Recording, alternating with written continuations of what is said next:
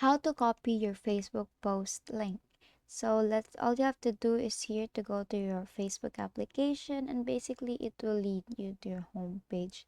Now the next thing that you want to do is on the bottom part you will see 6 different options there.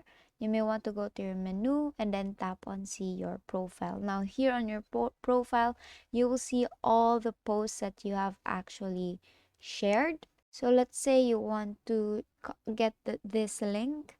All you have to do is to tap on share here, and then on on the bottom part there are actually 2 sections. You will see send in messenger and share it to. Now here on share to, you may want to swipe there up until you see copy link. Now once it says copied, you may want to go to your WhatsApp application and then just send the link here.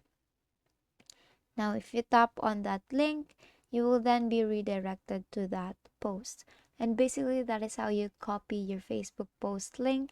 And that is all for today. If this video helped you, please give us some thumbs up and subscribe to our YouTube channel for more tutorials.